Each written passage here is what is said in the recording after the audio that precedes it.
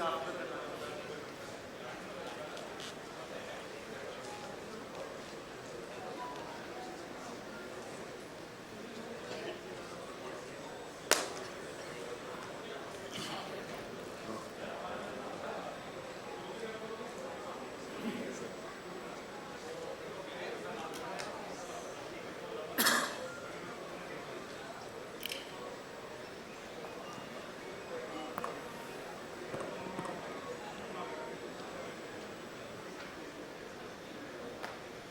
Thank you and welcome to the session. So,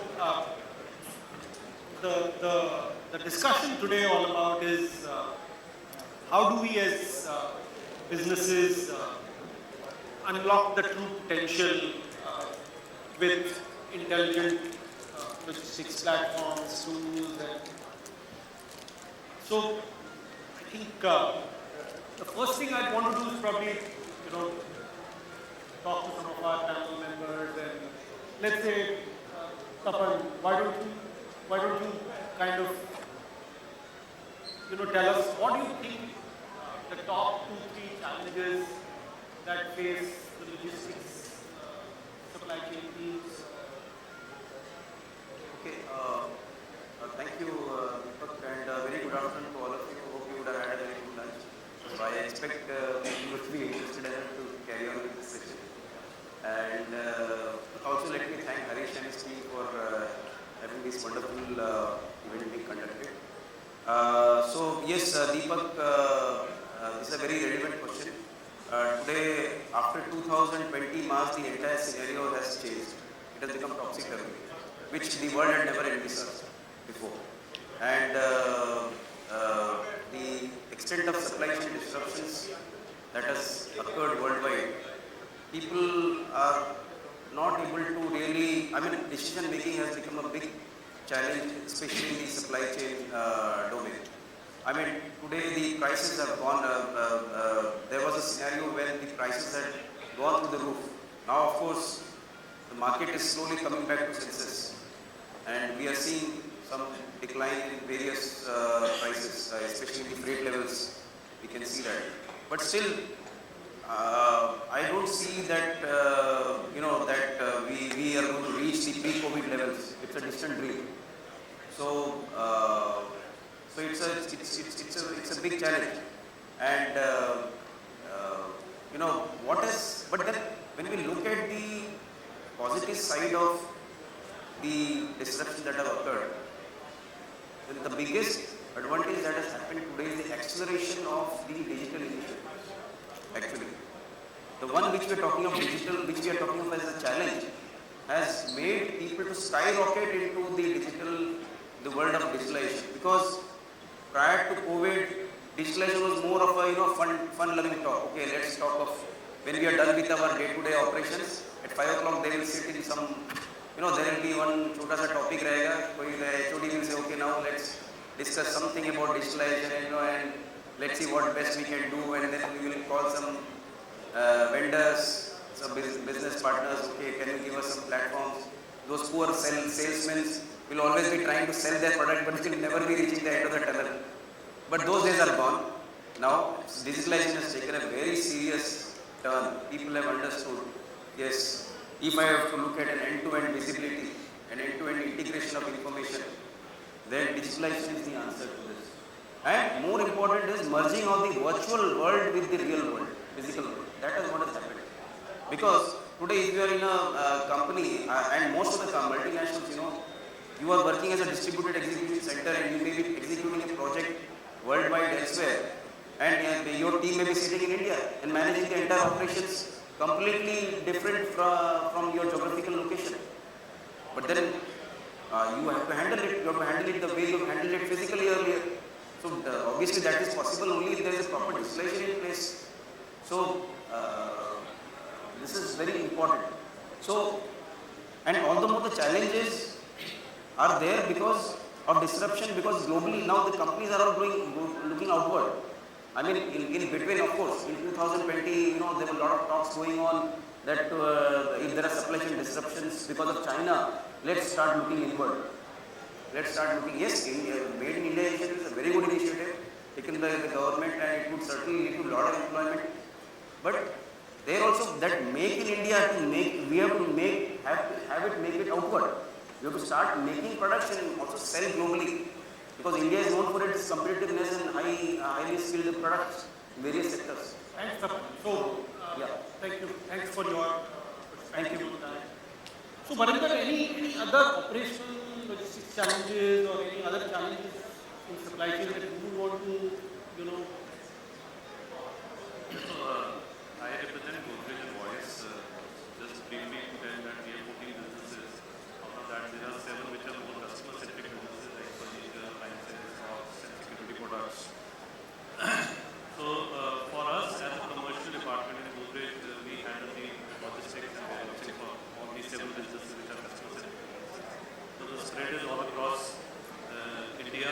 So, we have 20 branches, we have 27 distribution centers all across. So, the challenges during this particular time was how do we ensure that the business continuity happens? How do we ensure that all the safety protocols happens? And as Tapan mentioned that digital became a part of life, and we also have seen in our family that even elders are using Google mobiles for Swiggy and Zomato, and so the point was that the whole thought process of distribution was changing, and they were able to track and trace their orders, and they were feeling excited, whether it is a young boy or a senior person in the family. So the similar challenge obviously was for us also that we have 7 businesses, and we have to ensure that first we integrate everything together, and that integration part was a very difficult part, and that is where it always becomes a challenge of ensuring how do we integrate this supply chain for our 7 businesses. Second is how do we bring visibility, and how do we give visibility to our people who are placing orders for their furniture items and other things. So that was another challenge what we faced. The other challenge what we faced was an internal challenge in terms of change management. Our people had to change the way they were working in traditionally. We were doing more of probably orders executing to the dealers. Now it is more to the end customers. So how do we really do that change management? How do we use digital tools in our warehouses, in our logistic providers? So that change management also became a very important. Last part is two things are very important is the compliances, to ensure that in logistics we take care of all the compliances part. That was also one of the major challenges what I think every logistic guy has to look at it. And the last thing will be a very very dear to our organization is that how do we really reduce the carbon footprint. So we also wanted that we look at alternative ways of transportation. Can we really look at alternative ways of transportation so that we can really reduce the carbon footprint, and that's the commitment from Godrej family that we want to reduce the carbon footprint. So I think these were the challenges. Cost has been always a challenge in logistics. Cost versus SLAs, I think every logistic guy will always balance it out. But apart from these, I think these were a few more challenges. So what did Godrej do, or what did you guys do to even attempt something? Yeah. So I think to start with, the very strong focus on green logistics has been there in the organization. We have been looking at various modes of various transportation like railways. Last mile we are looking at electrical vehicles. We are moving into CNG vehicles for our last mile deliveries. We are looking at all our warehouses having solar panels to look at it. We ensure that all our transporters take care of the basic requirement for the vehicles. So the vehicle testing and everything. So these are all related to green logistics what we have been doing. And I think we have contributed a lot. All our warehouses, we will ensure that we have a green belt around the warehouses. So it's like a lot of warehouses in Godrej where you will see it is garden green outside and personal clean inside. That's the concept we brought in terms of. So that's a lot of infra solutions. What about the other part was that we have in-house we have a digital team which is working on a lot of digital solutions for us in terms of logistics operation also. We had our own, so we thought that we have a problem and how do we find our own solution. So we formed a digital squad in our own organization. This digital squad really came out with a lot of digital solutions related to logistics and last mile traceability. Also the last mile traceability for the customer, how do the customer feel. We are also integrating a lot of, I would say professionals who are helping us out, integrating the various, because we have 7 businesses as I indicated. So we have to, match the dots and connect them together. The logistics can only be improvised if we can, optimize the resources. So that is how we focused on that particular thing. We focus on what is the right distribution model for us. We had like about, I would say around 34 distribution centers. Do we really need 34 distribution centers? We looked at our demand and how do we really look at now we have 27 distribution centers.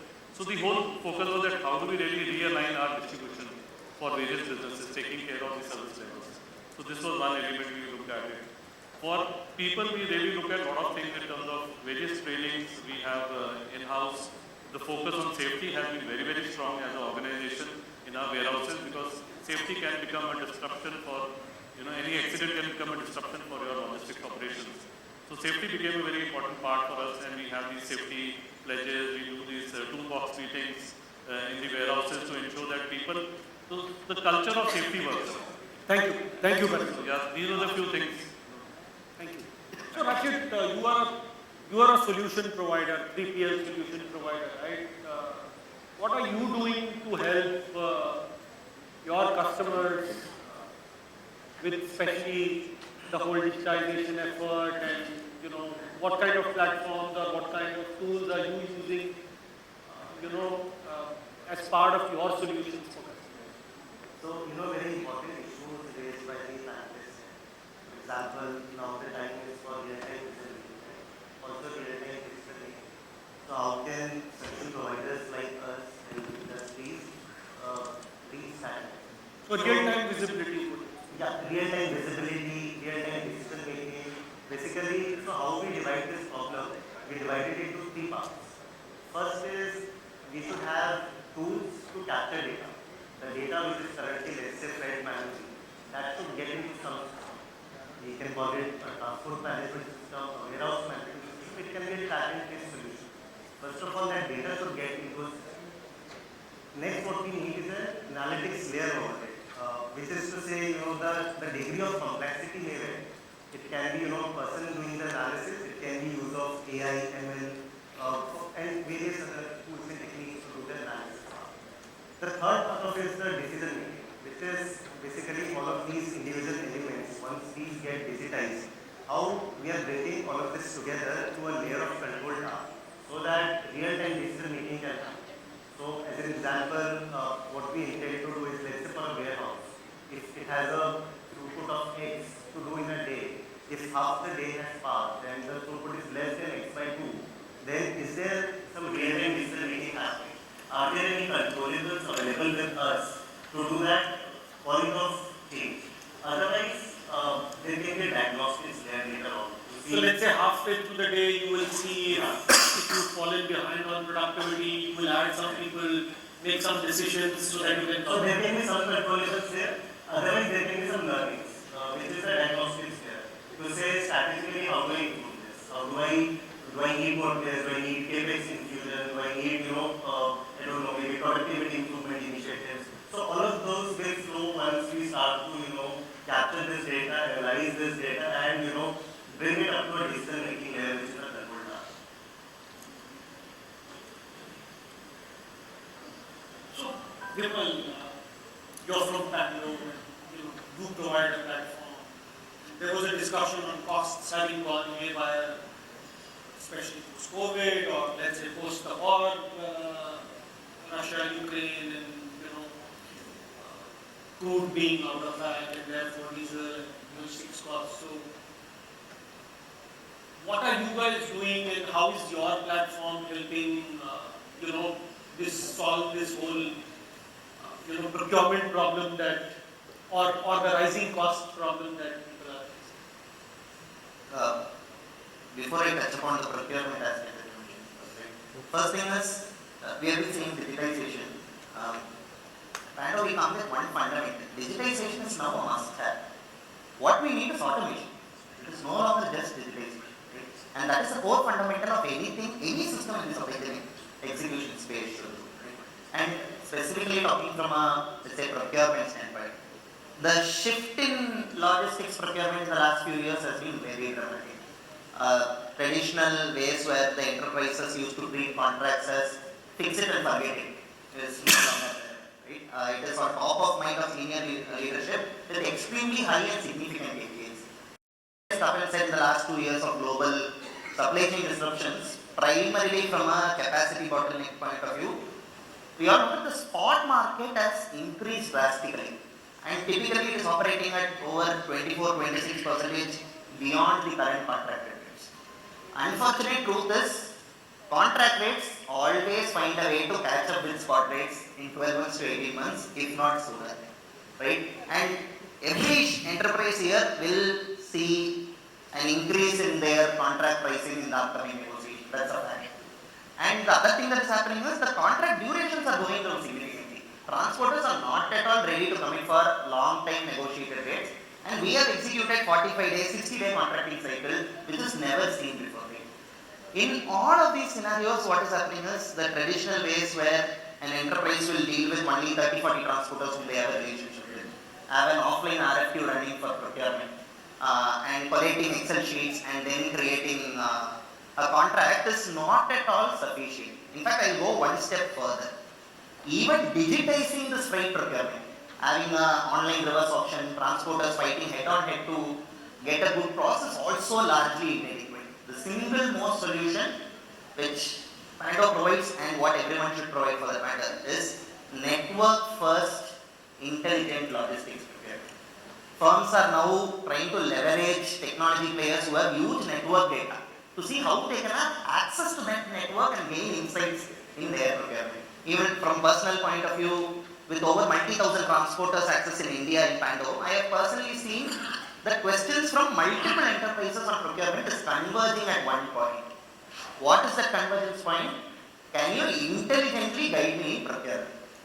Can you tell me how to structure my contract? Should they have a 3-month contract or a 6-month contract given market volatility? Can you tell me how can I automatically bundle my lanes? Should I bundle multiple forward lanes or forward and a return lane? What is the right thing to do to reap benefits? Most importantly, can you give me an enhanced set of focused transporters who have proficiently displayed that they can ply in the lanes that I want, in the truck types that I want? Can you back it up with the right transporter rating, basis their past performance and say how well they have done from a placement point of view, from a transit time point of view, damage point of view, shortage point of view, whatnot. Lastly but not the least, can you give me the right rate benchmark for a given lane so that I can intelligently negotiate with the transporters when I am doing my annual or realistically a quarterly contract, right? So everything is intelligent procurement, and the only way to deal with this, to your final question, is leverage the technology player who has network data as a backbone and has the ability to mine that data to give the right insights and prune enable intelligent. Thank you. So Tapaswi, as a large buyer, or let's say this, Vimal just spoke about discovery of transporters, rates, lanes, and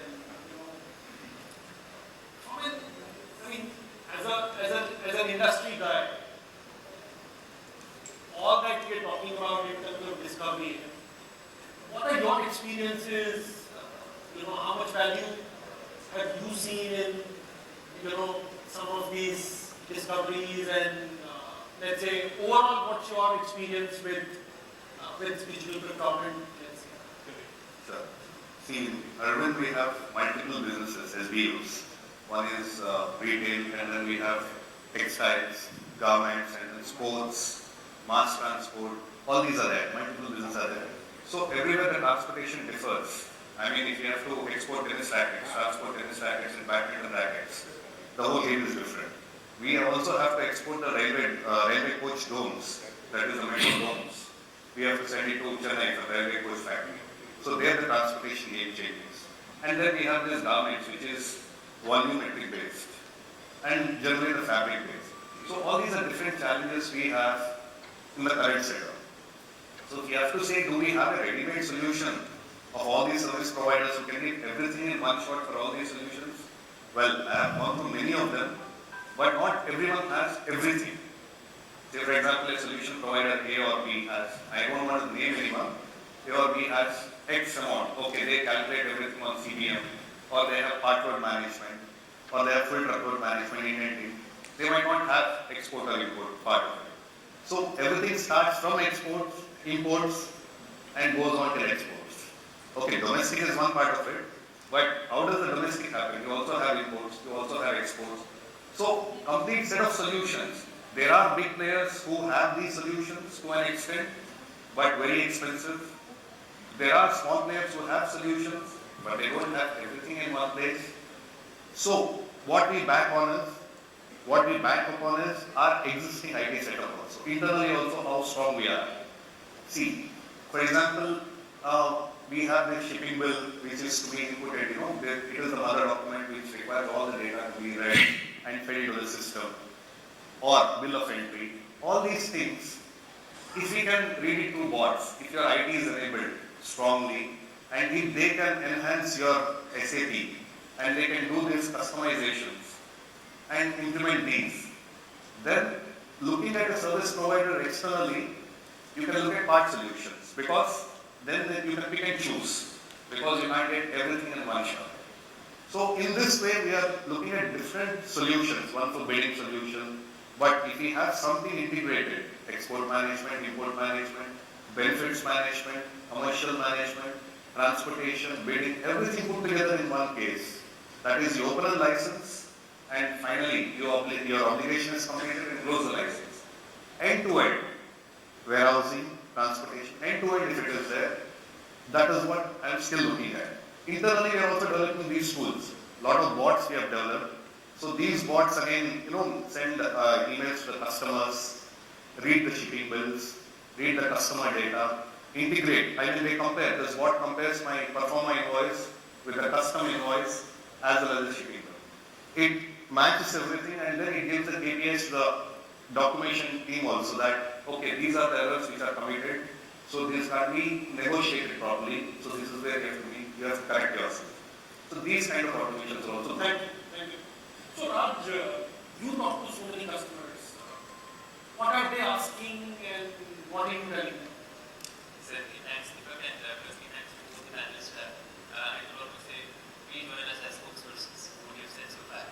Because what you have said absolutely is the vision. Your voice is Raj, your voice. Sorry, let me just put this up. Is it audible now? Audible? Okay, great, thanks. So, proximity helps. Firstly, thank both my fellow panelists here for inviting me to be spokespersons for FLUOR, which is what we have built up. A decade ago, we came up with a vision of a network, which was made concrete in 2017 at a request and at a demand of many customers who told us that we are not looking for one thing, we are looking for many things. But at the end of the day, what we are looking for is outcomes. We don't want your system, we don't even want any system. What we want is something which drives outcomes for our bottom line. We heard them loud and clear, and we started on a journey of developing what delivers outcomes. No negotiation there. We don't really worry about how cool the system is, how nice it looks, how easy it is to use. Although all of these things are very important, what we found worked for us was a system which delivered and a guarantee right up front. So what we do today, leveraging more than $1.5 billion of freight data, we are in a position to guarantee almost anyone in this room in transportation what an outcome of a procurement will be without a single negotiation happening. In addition to that, we are also in a position to leverage what we call deep data, and it's online. What we do is public since 2017.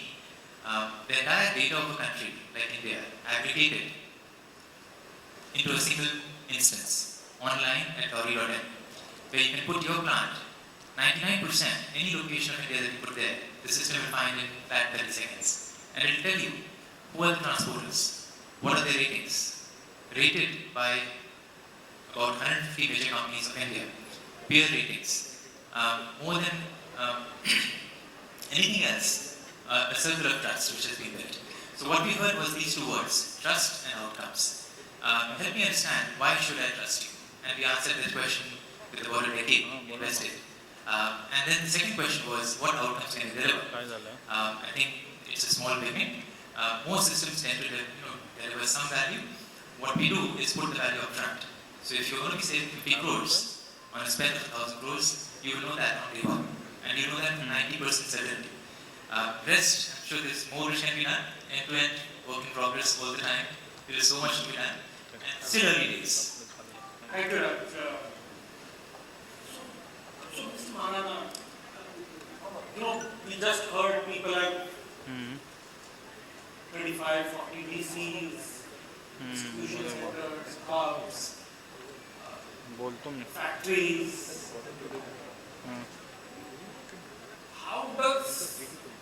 How in your experience can a good intelligent SaaS cloud logistics platform leverage people, assets across geographies and still solve problems?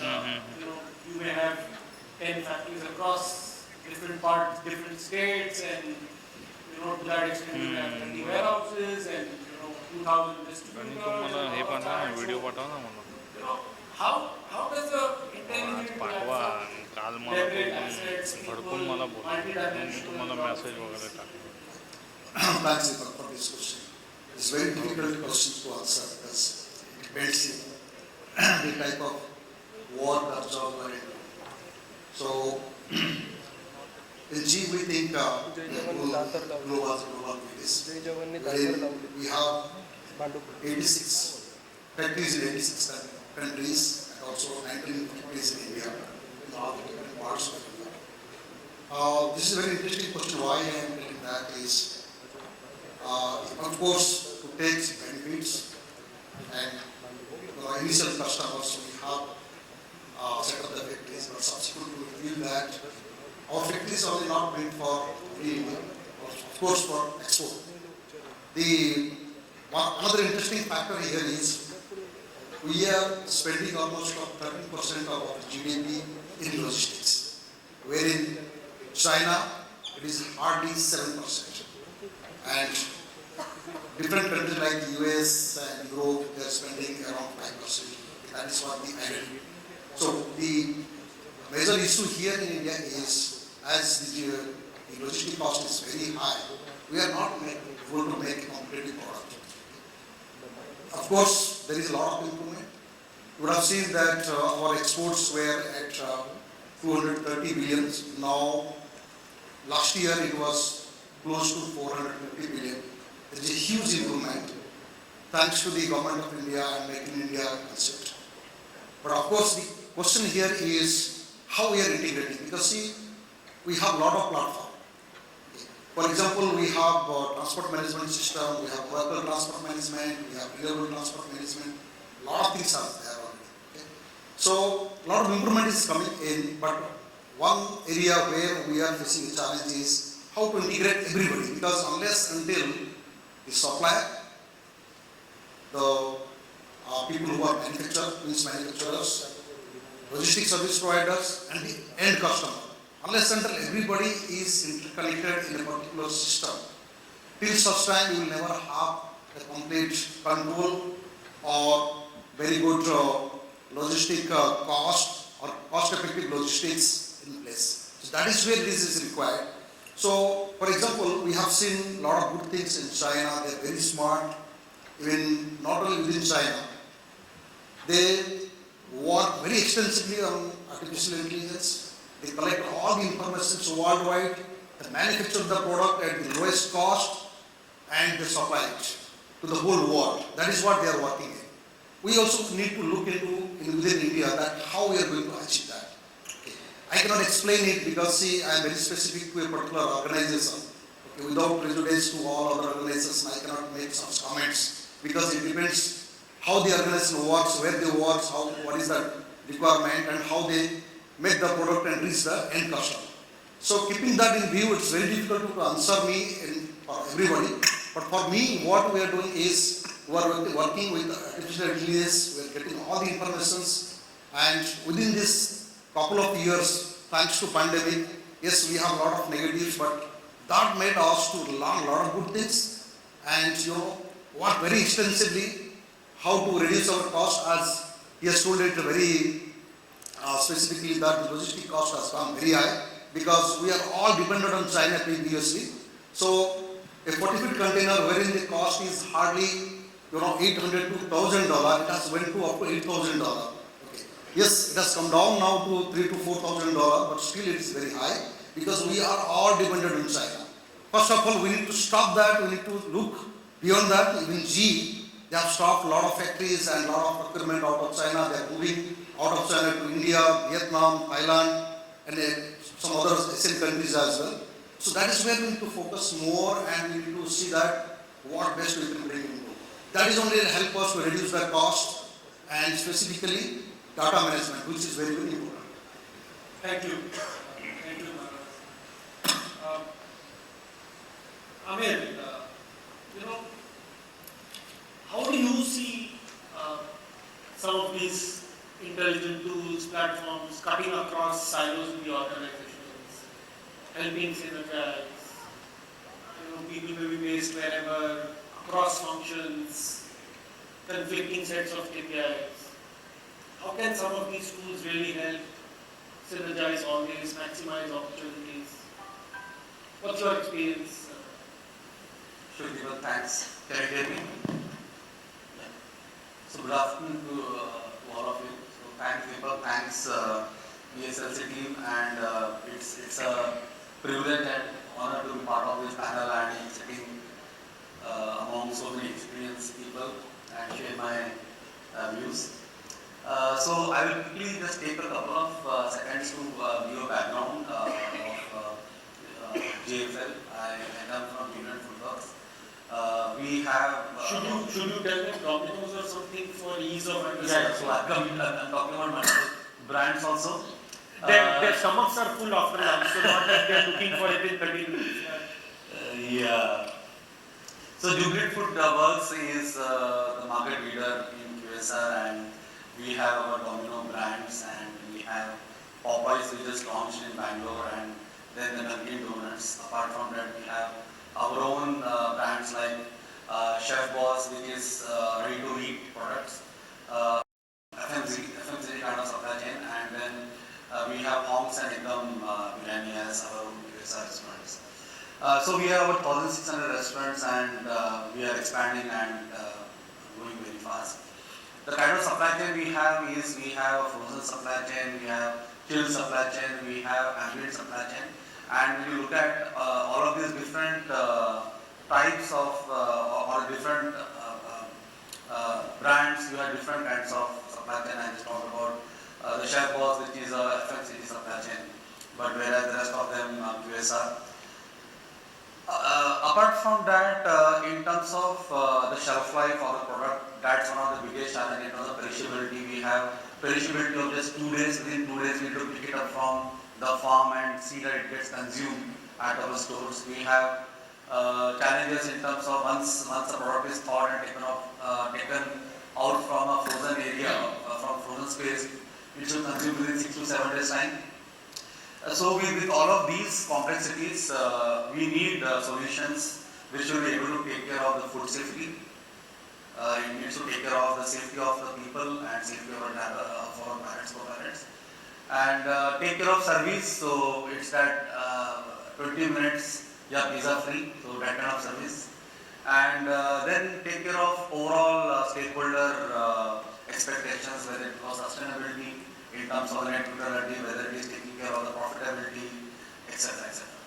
And that's where I would like to, and I'm going to answer it very in a couple of minutes. You have still 26 minutes, and I think I'm the last one here. I understand you're building the perspective. So I'm just building something. So I think Deepak talked about multiple platforms and multiple tools which we have in our supply chain organization, which needs to be selected based on the kind of supply chain organization we need to have. First, it starts from there. We want to have a responsive supply chain, or we want to have an efficient supply chain. It may go back to multiple decades-old strategy. So again, that depends on the kind of product you have. You have a premium product where you want to have a responsive supply chain, or you have a niche, or whether you have a efficient product which needs to be served at a least cost, etc. Where service is not important. So basis that you build a right supply chain, and basis that you select what tools, what technologies we use. For the front end part of the business, like I think, in fact, we call ourselves as Amazon of QSR. So every consumer has a Domino app, and we know what consumer is buying, what consumer is not buying, what is lying in the bin, etc., etc. So we have the demand generation and the demand sensing signals coming on one of these things, which is from the apps which we have. Similarly, the demand sensing also comes from all our stores. I talked about 1,600 stores we have and multiplying very fast. So that's first part. And with these thing, what we have, the first tool I would like to talk about is the AI and machine language based indent generation tool for the stores, so that we have a very high rate of fill rates, very high level of fill rates at the stores, so that we have product available and we don't have wastages, so that our food cost is reduced as much as possible, while seeing that the consumer is delighted with respect to availability of whether it is paneer or whether it is cheese, pizza, or whether it is chicken omelette or whatever it is. So we have developed this AIML based tool, okay, so that continuously it has multiple forecasting models which are there, multiple algorithms which are continuously running, going on taking the past history and validating that history with what's happening today, and again using it to be able to generate the next order for the stores. And then this information then goes to our supply chain centers we have all across geography, in terms of manufacturing, in terms of procuring, and in terms of supplying. So this information flows into SAP, another tool for working along with the vendor in terms of sharing the information with our vendors and suppliers, so that they are also able to respond to the responsiveness. And obviously having the right amount of inventory. It's not that everything is getting produced once the consumer is ordering, but to have the right amount of inventory. And then we have the SAP TMS, again Deepak talked about other tool. So we have SAP based transportation management system, which is looking into how, and this is about getting away from supply chain, but the breaking the chain. We cannot have a linear chain. We need to have a network, so that we are able to take care of that volatility and whatever fluctuation in demand. In fact, like for the month of December in the last week, we have almost 7x the demand in the last 1 week as compared to the entire December thing. So to be able to take care of this kind of demand with responsiveness, responsiveness with respect to logistics, responsiveness with respect to manufacturing, responsiveness with respect to having the right inventories. And then continuously feeding it to take care of, feeding it from right network, feeding it so that network will take care of service, it will take care of cost, and obviously it will take care of sustainability with respect to having the zero empty miles. As target is that the trucks are running with zero empty miles, especially the primary trucks and things like that. So that's the TMS part. And from this TMS, we also have other tools like resource planning, which talks about how many trucks, how many people, how many and all these trained people who are licensed to operate from food safety point of view, from safety point of view, from the processes point of view. That pool of people available and getting deployed, okay, and getting trained. So that's your resource planning, another technology. And as you see, so while I can keep on talking about multiple other tools, but it's very important, as somebody talked about, that this is all integrated together and it ties up seamlessly, so that finally you are able to have an engaged employee on one side, you have the stakeholder satisfaction, and then you have consumer who is craving for that hot, delicious pizza. 20 minutes they are free. Thank you. Thanks for that elaborate explanation. And what you're saying is that, you guys are through and through connected, visibility, transparency across even your outside ecosystem of suppliers, service providers. And continuously evolving. So we are not there, continuously evolving. Okay, so 20 minutes becomes what, 15 minutes in a year or 2 years? And otherwise free? Or? No, we are actually working on how to convert it. Great. So Tapaswi, one question I have for you is, there's so much data that, I mean, Amer spoke so much, and there must be so much of data getting generated. And again, the more real time you are, the more data exchanges happen, and the more real time you are with, let's say, one of your service providers on transport. Every 3 hours, he tells you where he is, where he has reached now. If nothing happened for 8 hours, you know what, you will get an SMS. That SMS you will forward it to 5 places, 6 alarms. So there's so much data getting generated that, I mean, we have so many KPI dashboards, all of this now. How are organizations leveraging KPIs, dashboards, or how could they do it better? See, you talked about information being fed every 3 hours, 2 hours. First thing we have to understand is it really required? Earlier, 5 years or 4 years ago, there came a company which told we will deliver 1 day or 3 days. Okay, with relay drivers, we do it exceedingly well in 3 days. But is there really a need to get delivered in 3 days? Do I need a delivery in 3 days for my stock transfer? I don't. I mean, you deliver in 3 days and you charge 10x. Is it really viable? Now we see whether it's viable or not. You're seeing.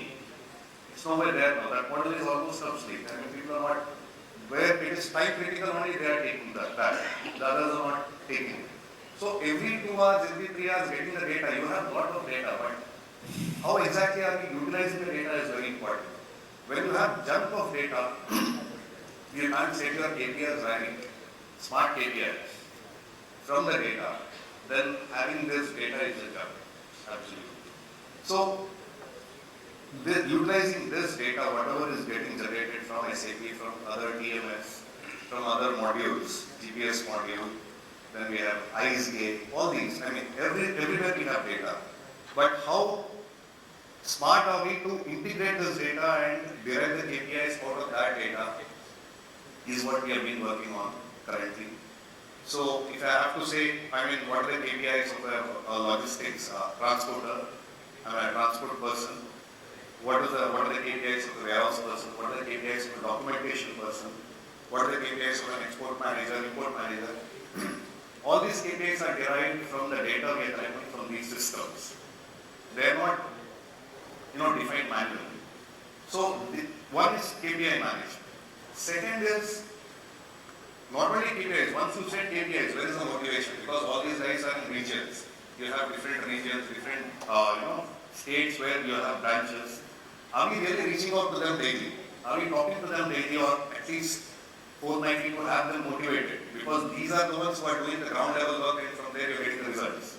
So are they setting KPIs is one thing, but are they getting motivated or not? So one thing we discovered is that we actually in Arvind also have one telecom company. Arvind has a JV of telecom. So in that telecom, currently what they designed is a walkie-talkie. That is a 4G walkie-talkie. Earlier what happened is walkie-talkies had spectrum. So we had to take the spectrum license from the government. Government was not giving it. There were a lot of security protocols. So what we did is, the same company gave us some walkie-talkies based on 4G. So I have one with me here, although I don't take care of that particular organization. This is a small walkie-talkie which we have given across our warehouses. So time and again we can create channels. So South region, North region, so that we don't have to send a message exactly the same to everyone. We can dissipate and then send the messages. So we have been talking on this, sending the information, because even in transport, even in warehousing, people will be on the shop floor. Information flow will not reach in time.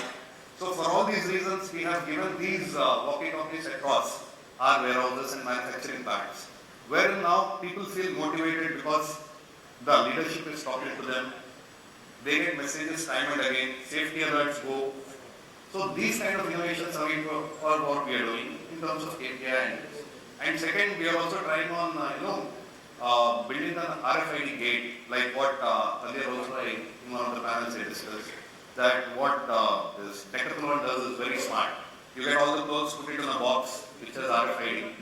They don't have to scan each and every cloth. You put it in a box, it gets scanned. The box scans all the RFIDs and then it says this is the bill. So that is what we are looking at, having a gate there in the warehouse or in the manufacturing plant, because all our rolls have RFID barcodes. So once it passes the gate, so the job of supervisor, counting, then security, giving a counter check, all these becomes redundant. This is what we do.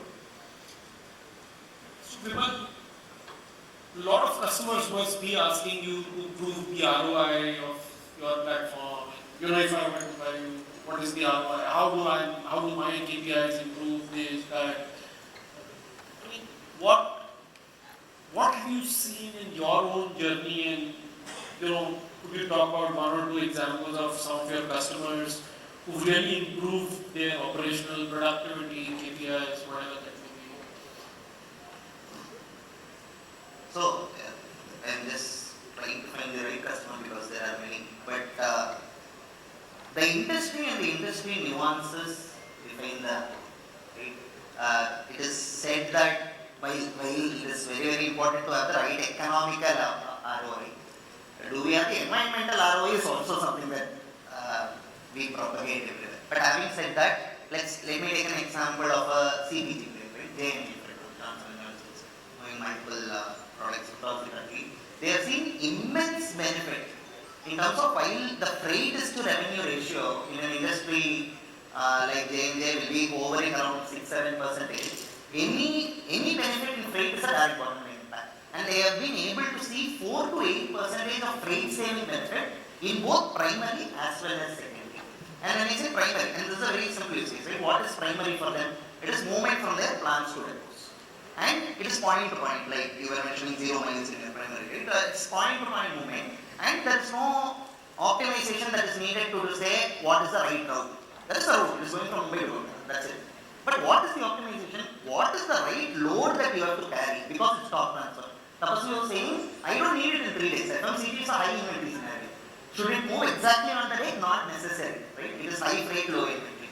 The key is choosing the right vehicle type, right load, right carrier, so that the utilization goes to the brim. And utilization is largely misunderstood. People say volume utilization, truck bhar gaya ho gaya, right? It is about multiple products have different density, different weight, different volume. How do I make both these utilization go up the brim and right vehicle type? And with the right vehicle type, with the right contract, where you have infinite contracts. Right? And that is where we have increased our utilization to 6 to 7% directly impacting freight benefit. And the same way, if I am talking secondary, where material moves from depots to distributors, different volume. You cannot choose the load because orders have been placed, you have to anyway move that, right? But I have multiple distributors in a city, and my truck should not make a single stop. It should go to multiple places. So the decision is most importantly the route. And it is so difficult that people have stopped optimizing for supply chain efficiency, and they just optimize for their time. So you're saying route optimization is not something that... No, it is something, and people have said, let me go with a permanent plan. I cannot plan every day, today to go here and then there. It's not viable. How can a system intervention make a completely dynamic route creation and automatically save money for it? That's an example. We have done it across industries, auto, retail consolidation. I would also add on it is, I think it's quite right, because we have, like I mentioned, 7 divisions, and it becomes very difficult for us to optimize the vehicle load. Right. And also in local, how do we really make the right vehicle selection and also right route selection. Right. So, and we are too dependent on people to do this particular planning. And if this can be systemized, and this is what we are also looking at it, that can we really, a system can, plan this whole particular thing, becomes very important for us to, optimize and improve on our productivity. So I think these are the things which are the things which everybody would be looking at it as a solution. And as you have different sizes of the products, some are volumetric, some are heavyweight items and other things. So it becomes very difficult for a person, who's planning the vehicle can make a mistake. So if the system helps us out, it very easy. Raj, I had one question for you. How do organizations make collaborative logistics happen? What kind of benefits will something like that offer with intelligent platforms? Is that something that's sustainable? Thanks, Deepak. That's a great question. So, I think some of you might have attended either the morning session or the breakout which happened on collaborative logistics. So, we had the privilege of pioneering collaborative logistics for India. It's been done in Europe and the US earlier. In a systematic fashion, what we found was while there are many things which drive value, from the truckload optimization to the carrier and so on and so forth, these are great optimizations to start with, but eventually what we found is that it's the network which matters. And from a network perspective, what we've done is created what we call the National Logistics Grid, which is an aggregation of about 40,000 routes, about close to 80 different major truck types, and hundreds of variants. That's the complexity of India. From an east to a primer, from a container to a tanker, we have hundreds of variants. Even in the 30-foot container, we have dozens of them. And to give you this context, why is this important? Because when we talk about collaborative logistics, it's not the strategy, it's the execution. And execution happens at the CDM, at a per ton level. And so the level of analytics which goes into collaborative is massive. Today we have the capability to take any network and deliver anywhere from 2 to 20% savings. Our highest record has been a 27% saving on a certain route, leveraging collaborative so far. And I do believe this number will be dwarfed in the near future. We have seen routinely that when companies are open and have the basic data and process in place, collaborative can deliver anywhere from 2 to 20%, generally 2 to 10% is the sweet spot, despite the current inflation. Cost control has happened. We've seen that year on year, as some of you might remember from the morning session, 8 years, year on year, almost 50 crores in inflation-adjusted savings for one company. This is by no means the pinnacle of what can be achieved. We do believe that the potential is much larger. So, thank you. So, adding to that, see, currently collaboration is happening in part code. People are willing to collaborate in part code. I am okay to deliver my material with another customer's material because there is an aggregator who's doing it. But more collaboration has to come in terms of full truckloads. Say for example, we are using 8 tonners, 10 tonners. I mean, how to collaborate with other organizations and then make a 60 tonner and then send it. That is still, we didn't reach to that extent. I think a forum like this, because that requires trust. It requires trust between me and him. So if we can build that trust in these forums, get together, and then say we can collaborate and share this common platform for planning, that is where we can even optimize the full truckload routes. Basically leveraging economies of scale. I mean, a larger truck type, of course, lesser resources, single asset. That's one. So Vimal, what would you say that the industry should do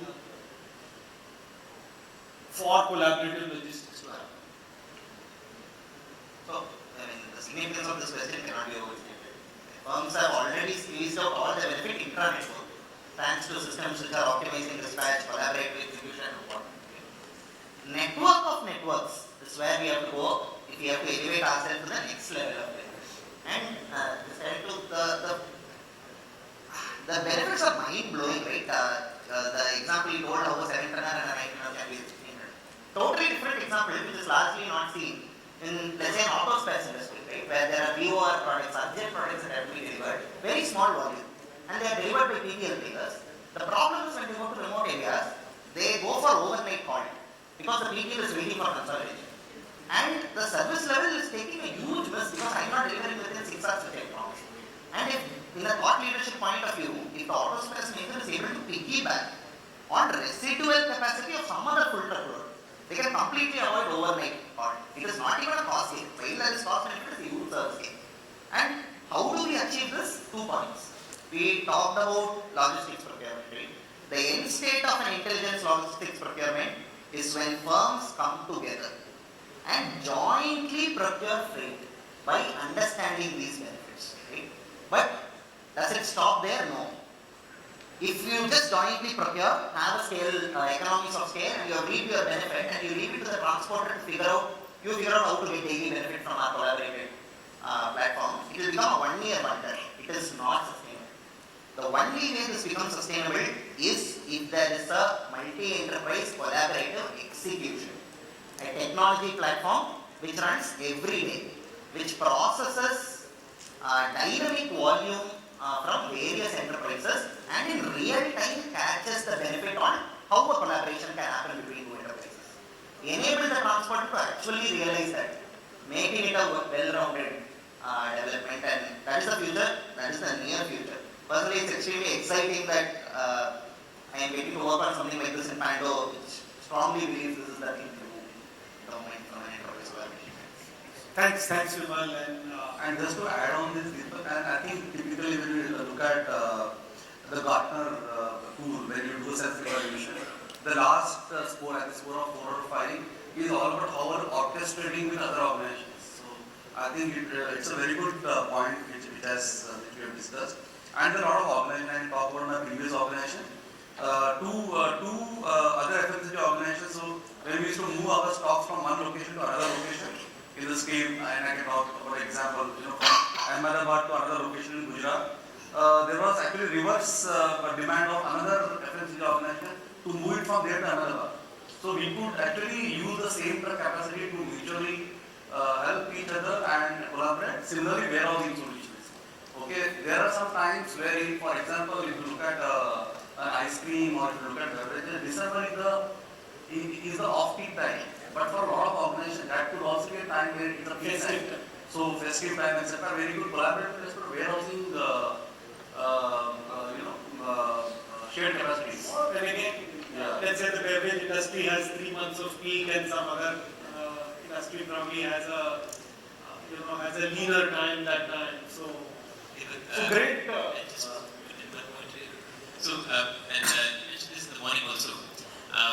While collaborative is super exciting, after having experimented with various shapes and forms, just to set the right expectation as a panel, it takes hard work, deep data, and trust. There is no shortcut. The 50 crores is there for the taking. There's also several hundred crores, perhaps, if not thousands of crores for the taking. But it takes trust. So, then as an organization, we learn to trust, and you decide who you want to trust. But whoever you trust, work with them 100%.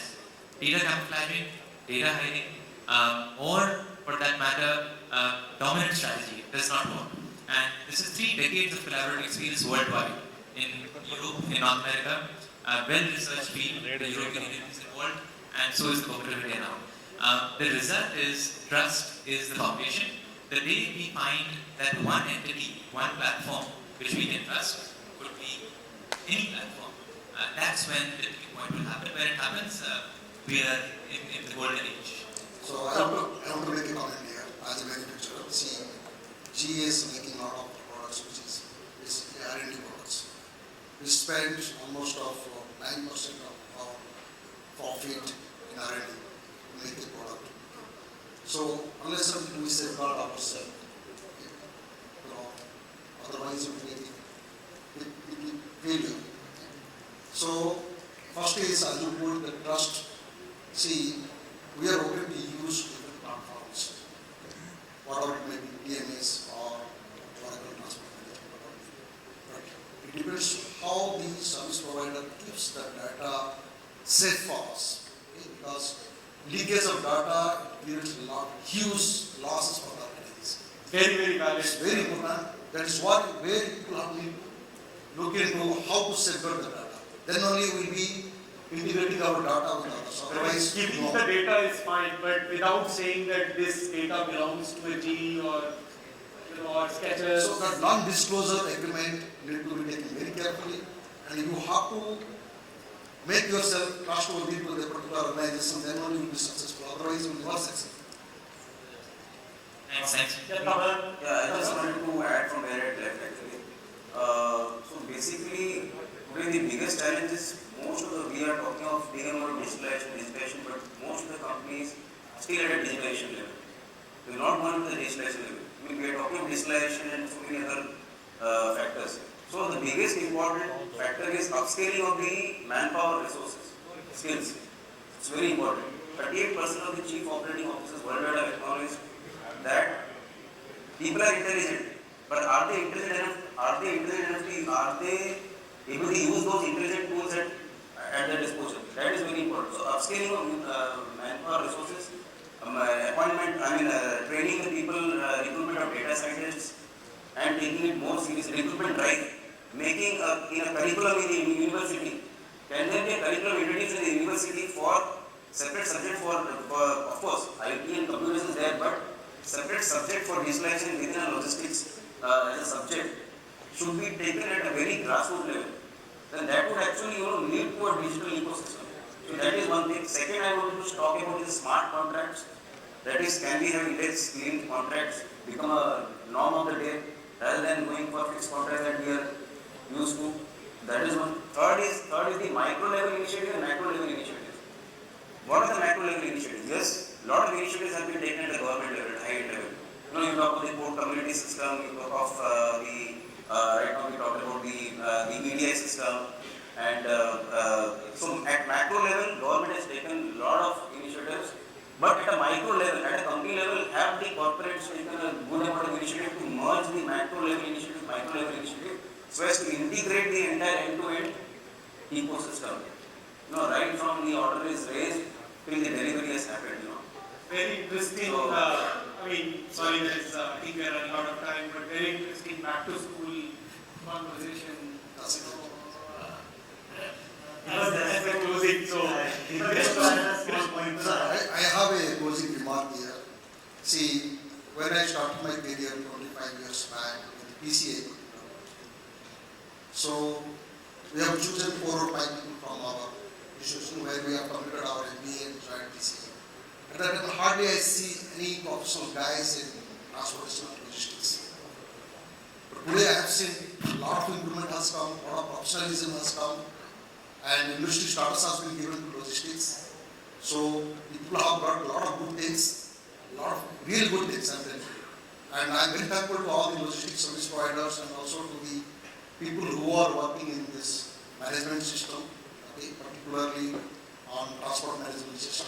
A lot of improvements are coming out, and definitely we see a very good future in logistics. And I request that professionals, more professionals, who need to come into this field, and there is a very huge scope is there.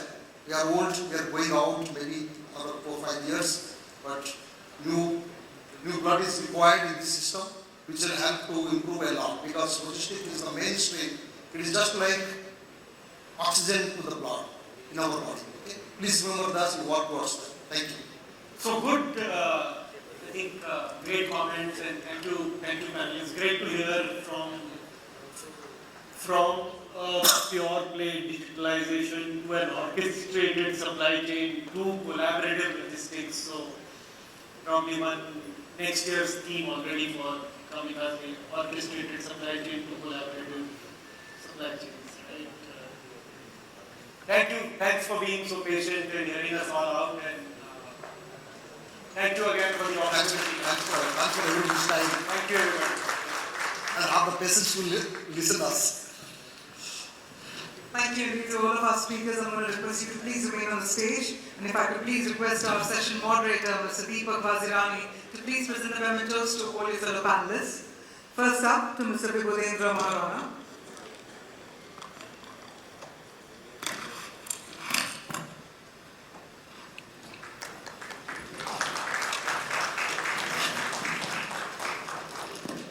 To Mr. Saxena.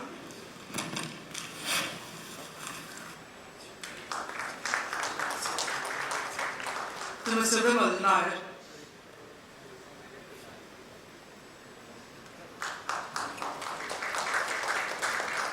To Mr. Tapan, Sahu.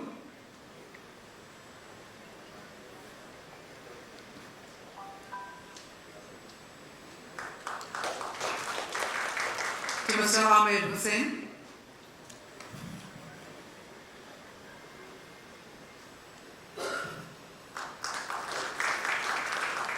To Mr. Tapaswi, DDN.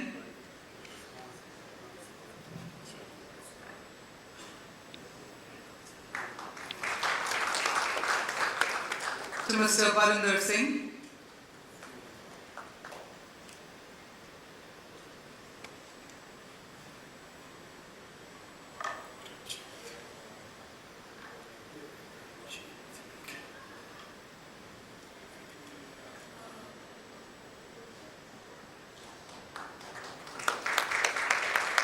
to Mr. Rachit Mittal.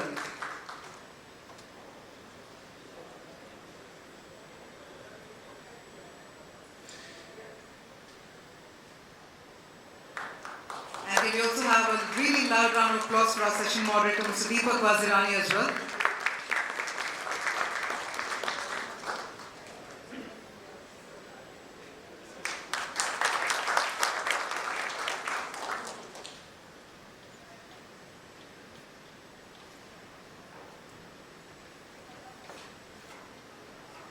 So let's get all our speakers together for a quick group photograph.